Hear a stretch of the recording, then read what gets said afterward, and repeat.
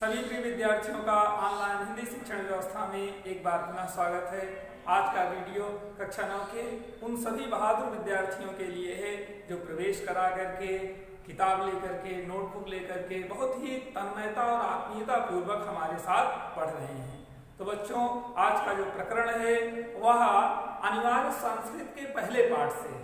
आज हम लोग अनिवार्य संस्कृत पढ़ना प्रारंभ करेंगे और इस अनिवार्य संस्कृत का जो पहला पाठ है वह है वंदना। जैसा कि हम लोग कोई भी कार्य करते हैं तो सबसे पहले ईश्वर को नमन करते हैं। वंदना शब्द बंधन से बना है और वंदना शब्द स्त्रीलिंग है। ध्यान दें विद्यार्थियों, इस पाठ में जो 5 श्लोक हैं वह श्रीमद् भागवत, ऋग्वेद तथा उपनिषदों से लिए गए हैं।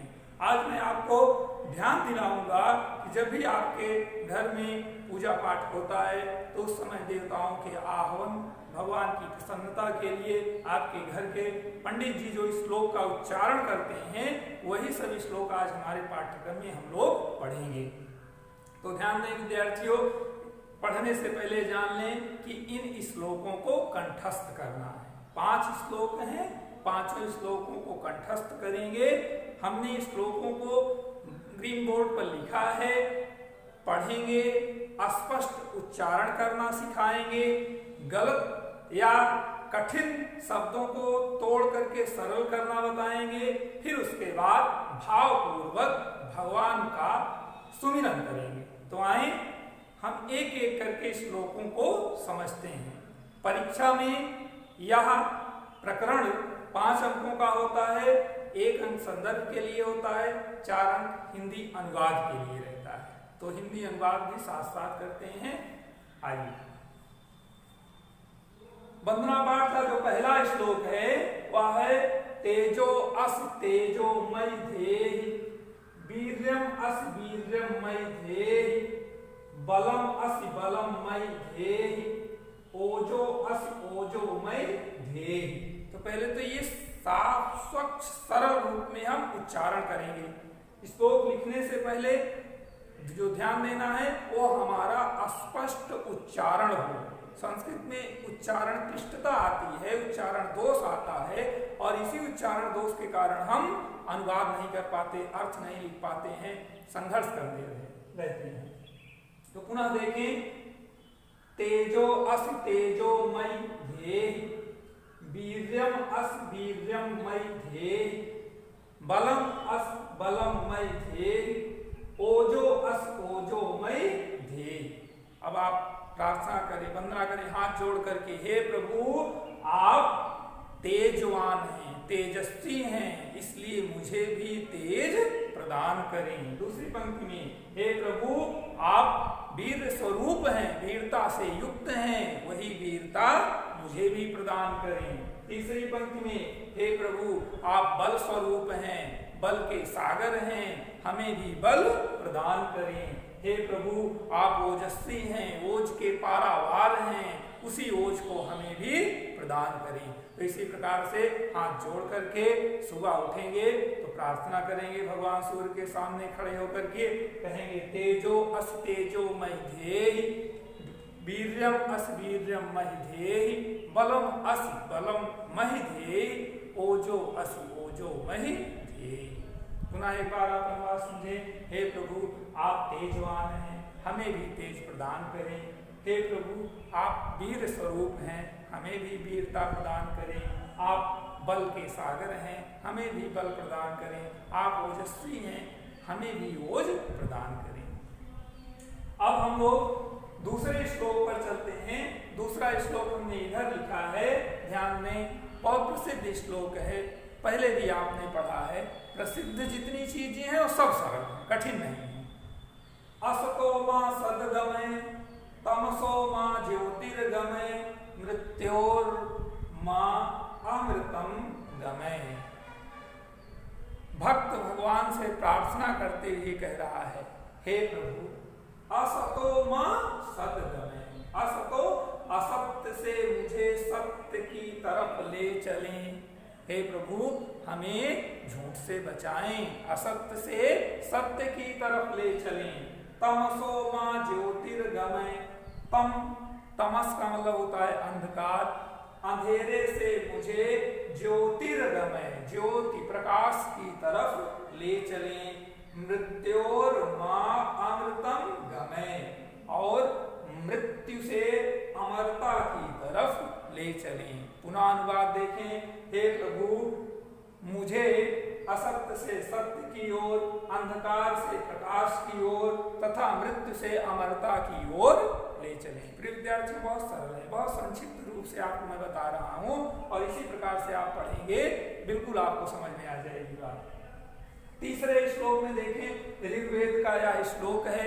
भगवान सूर्य से निवेदन किया जा रहा है, क्योंकि ऋग्वेद या वैसे भी विज्ञान भी देखें, विज्ञान भी क्या कहता है, ऊर्जा का सबसे बड़ा स्रोत सूर्य है। तो सभी को चाहिए कि सुबह उठ करके भगवान सूर्य को अर्घ दें और प्रार्थना करें। यतो यतः समीहसे ततो नो अभयं कुरु, सन्नः कुरु प्रजाभ्यो अभयं न पशुभ्यः। सूर्य को राजा माना गया। ज्योतिष शास्त्र के अनुसार, विज्ञान के अनुसार सूर्य की आप महिमा देखिए। सूर्य से ही सारी वनस्पतियां हैं, सूर्य से ऊर्जा है, सूर्य से ही हमको सब कुछ मिलता है। इसलिए सूर्य से प्रार्थना करते हुए भक्त कह रहा है कि हे प्रभु, यतो यतः समीहसे, आप यतो यतः का मतलब जिस जिस से, समीहसे का मतलब चाहते हैं, ततो नो अभयं कुरु, उससे हमें निर्भय कीजिए। अर्थात आप जिससे जानते हैं कि इससे खतरा है व्यक्ति को, जीव को, तो उससे हमें अभय दीजिए, निर्भय करिए। सन्नः कुरु प्रजाभ्यो, सन्नः का मतलब होता है कल्याण, मेरी प्रजा तथा पशुओं का भी कल्याण कीजिए, उन्हें भी निर्भय बनाइए। जो हमारे अंदर डर है, जो हमारी अज्ञानता है, हे प्रभु, उससे आप दूर करिए। फिर से देखें, भक्त भगवान से प्रार्थना करते हुए कह रहा है कि हे प्रभु, जिस जिस से आप चाहते हैं उससे हमें अभय करिए, मेरी प्रजा, पशुओं तथा मेरी कल्याण कीजिए। इस प्रकार से तीसरे श्लोक जो ऋग्वेद का श्लोक है, इसमें शांति की कामना की गई है। आगे बढ़ते हैं, हम लोग चौथे श्लोक पर चलते हैं। चौथा श्लोक भी वेदों से लिया गया है, ध्यान दें। नमो ब्रह्मणे त्वमेव प्रत्यक्षं ब्रह्मास्मि, ब्रह्म यहाँ पर वायु को कहा गया है। प्रथम पंक्ति में वायु को ब्रह्म माना गया है। प्रत्यक्षं ब्रह्मास्मि, प्रत्यक्ष है, वायु जो है वो प्रत्यक्ष है। शरीर पंच तत्वों से बना है, जिसमें एक तत्व है वायु। ध्यान दें विद्यार्थियों, आपको भोजन ना मिले, 2-3 दिन तक जीवित रह सकते हैं ना, पानी ना मिले, कुछ घंटों तक या कुछ दिन तक जीवित रह सकते हैं, लेकिन वायु ना मिले, आप एक पल भी जीवित नहीं रह सकते हैं। इसलिए वायु को प्रत्यक्ष ब्रह्म कहा गया है। तो नमो ब्रह्मणे त्वमेव प्रत्यक्ष ब्रह्मास्मि, हे वायु देवता, आप प्रत्यक्ष हैं, इसलिए मैं आपको प्रणाम करता हूँ। त्वमेव प्रत्यक्षं ब्रह्म वदिष्यामि, वाणी स्वरूप है आप, इसलिए जब भी मैं बोलते हूँ ना, देखो वर्ण जो है अल्प प्राण, महाप्राण, प्राण का मतलब होता है वायु, कहा जाता है प्राण निकल गया ना, तो प्राण का मतलब वायु निकल गई। तो वाणी स्वरूप वायु को मैं प्रणाम करता हूँ। ऋतम वदिष्यामि, सत्यम वदिष्यामि, ऋत का मतलब होता है यथार्थ, यथार्थ वदिष्यामि, वंदना करता हूँ।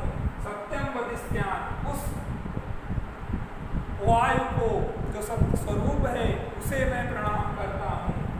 तत् मामवत् तत् वक्तारंवत् अवतु माम अवतु वक्तारं, तत् मामवत्, मेरी रक्षा कीजिए, मेरी वाणी की रक्षा कीजिए।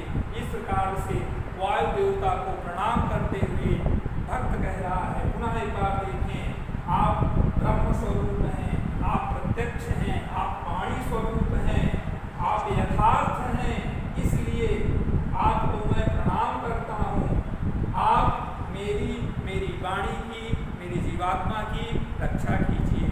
बहुत सुंदर 4 श्लोक। 5वां श्लोक भागवत से लिया गया है। पुस्तक के लिंक को मैं साथ में लगा दूंगा, आप पढ़ लेंगे, नहीं तो आप अपने पुस्तक को खोलेंगे।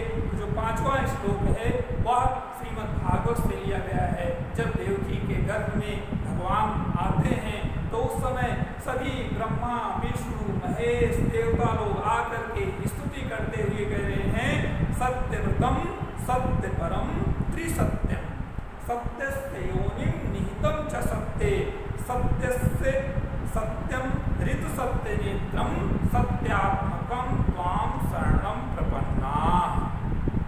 इस प्रकार से ब्रह्मा विष्णु महेश सभी लोग देवकी के गर्भ में आने पर भगवान को प्रणाम करते हुए कह रहे हैं कि सत्यव्रतम सत्यपरम त्रिसत्यम, तीन प्रकार के सत्य हैं। तीन कौन कौन से हैं? भूतकाल भविष्यकाल वर्तमान, तीनों काल में सत्यव्रत का धारण करने वाले हे प्रभु मैं आपकी शरण पड़ता हूँ। दूसरी पंक्ति में देखें सत्यस्य योनिं निहितं च सत्ये, जो सत्य से भी सत्य है उसमें आपका वास है, उसमें आप निहित हैं, रहते हैं। तीसरी पंक्ति सत्यस्य सत्यम ऋत सत्य नेत्रम, जो वर्तमान काल भूतकाल भविष्यकाल तीनों कालों में ऋत सत्य नेत्रम यथार्थ रूप से सत्य में विद्यमान है, ऐसे सत्यात्मकम त्वाम शरणं प्रपन्नाः। शरणं प्रपन्नाः, प्रपन्ना का मतलब पढ़ता हूँ, मैं आपके शरण पढ़ता। पुनः एक बात देखें, हे प्रभु आप सत्य स्वरूप हैं, तीनों कालों में सत्य के रूप में आपका वास है, सत्य से भी आप सत्य हैं, ऐसे सत्यात्मक व्रत धारण करने वाले आपको मैं नमन करता हूँ, आपकी शरण पड़ता हूँ। विद्यार्थियों, इस प्रकार हम लोगों ने पहले पाठ में वंदना की, भगवान से प्रार्थना किया, निवेदन किया। अब भगवान हमारी प्रार्थना सुनेंगे। कैसे सुनेंगे? जब हम ये श्लोकों को कंठस्थ कर लेंगे और आए दिन प्रायः जब स्तुति होगी, कहीं जाना नहीं है मंदिर में, कहीं भी आप अपने मन को एकाग्र करें, भगवान के चरणों में लगाएं और सत्यात्मकम त्वाम शरणं प्रपन्नाः। इस प्रकार से आप निश्चल भाव से भगवान के चरणों में समर्पित हो जाइए, आपका कल्याण निश्चित है। तो विद्यार्थियों, आज का जो होमवर्क होगा वह यह होगा कि आप नोटबुक के जहाँ भी अनिवार्य संस्कृत लिखना शुरू करेंगे, लास्ट में 25 पेज छोड़ करके आप लिखना शुरू करेंगे